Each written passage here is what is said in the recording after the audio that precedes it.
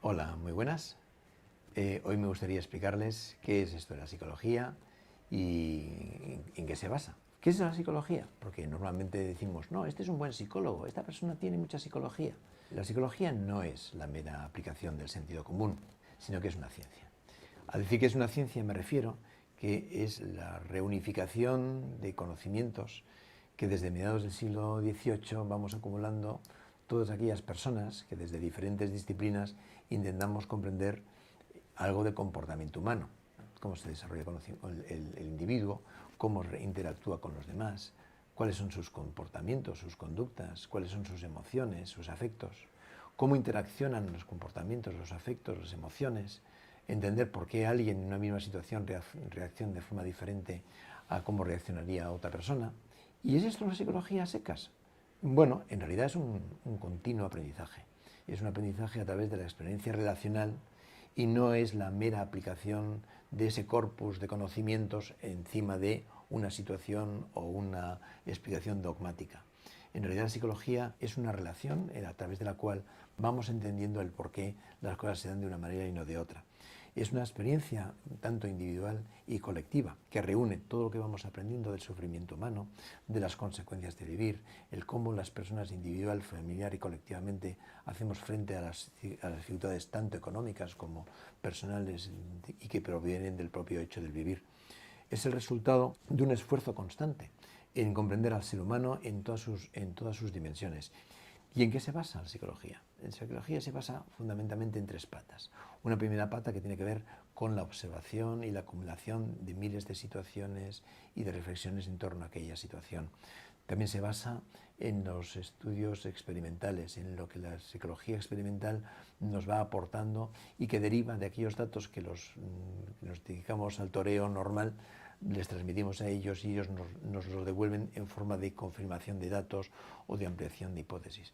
Y con estas dos patas aparece una tercera pata, la transmisión de todos estos conocimientos. No sería explicable la ciencia psicológica si no es por la acumulación de datos que hemos recibido y la que vamos transmitiendo a las generaciones posteriores. Esto es fundamentalmente la investigación, la docencia y el aprendizaje a través de la observación son las tres patas en las cuales se sustenta la psicología. Por lo cual, aquellas personas que no basan su actuación en torno a esos conocimientos, que creo a mi entender que no debieran llamarse psicólogos, lógicamente, en realidad un psicólogo es alguien que basa su funcionamiento en todo ese conocimiento y no a base de fuerzas animistas que nos van llevando, no tiene que ver nada con creencias más o menos esotéricas, no tiene nada que ver con la idea de que el ser humano es un ser bueno y nada más eso, no, es bastante más. Es entender la complejidad en cómo el ser humano maneja sus fuerzas creativas y las destructivas, que también las tiene. Y finalmente decirles que muchísimas gracias. El próximo día trataré de volver a hablar sobre cómo se forma un psicólogo y qué diferencias hay entre un psicólogo y un psiquiatra. Muchísimas gracias.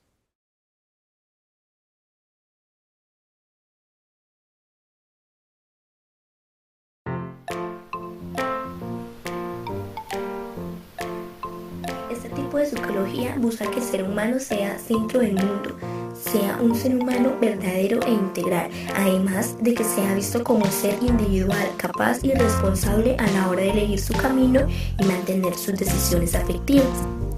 El ser humano mayormente va impulsado por un propósito individual y es el de resolver las incógnitas del por qué y para qué del propósito de su vida. Esta tercera fuerza fue muy criticada ya que parece ser muy subjetiva y se decía que no se podía confiar solamente en las experiencias humanas. La tercera fuerza destaca la libertad personal, la elección, la autodeterminación y el anhelo del desarrollo personal. En sus orígenes, la psicología humanista promueve un cambio tratando de integrar los distintos rumbos que había tomado la psicología a lo largo de la historia, dejando de lado el psicoanálisis y el conductismo, dirigido por Sigmund Freud y Watson. Esta fuerza apareció a mediados de los 60 en una etapa cultural poco receptiva y atenta. El conductismo es una corriente psicológica que se centra en la conducta que puede ser observada. Esta teoría considera que el aprender es el resultado asociado a los estímulos y respuesta, y afirma que el proceso de aprendizaje no necesita tener en cuenta pensamientos, ya que estos son aspectos internos que dependen de quien aprende. Es decir, la teoría conductista define el aprendizaje como una vinculación o conexión de los estímulos y respuestas.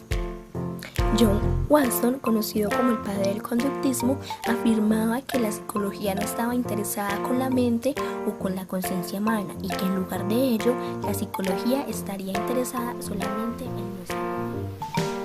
La psicología dinámica tiene como objetivo el estudio de las relaciones humanas e integra una gran variedad de teorías psicoanalíticas que han evolucionado desde las ideas originales. Freud propuso el concepto del conflicto apoyándose en los principios físicos, es decir, estudia y calcula el movimiento de los cuerpos teniendo en cuenta las fuerzas que producen este movimiento. La psicología será dinámica cuando intente comprender la vida psíquica no como algo estático, quieto o inmóvil, sino como algo que tiene constante cambio y movilidad. Se deberán poner énfasis en los movimientos, en los cambios que se producen en la conducta y en la personalidad, teniendo en cuenta las fuerzas que la producen.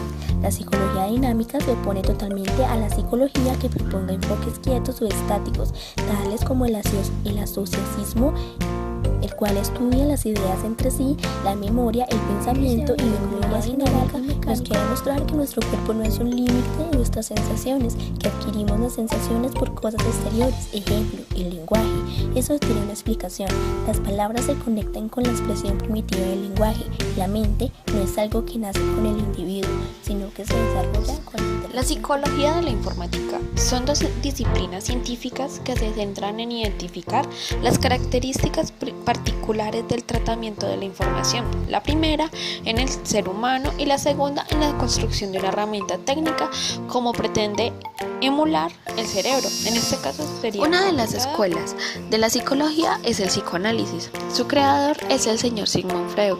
El psicoanálisis poseía una idea de mente activa, planteaba ciertos factores que atravesaban el lado consciente, y esto afectaba en acciones y conversaciones. También se habla del sujeto pasivo, con que esto se da la creación del yo, superyo y ello.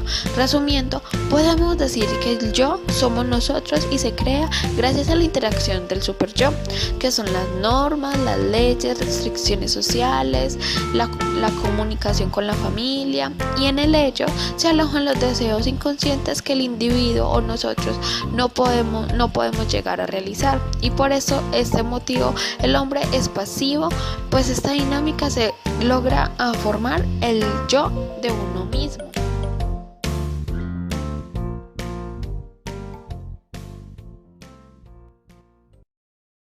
Created using Powtoon.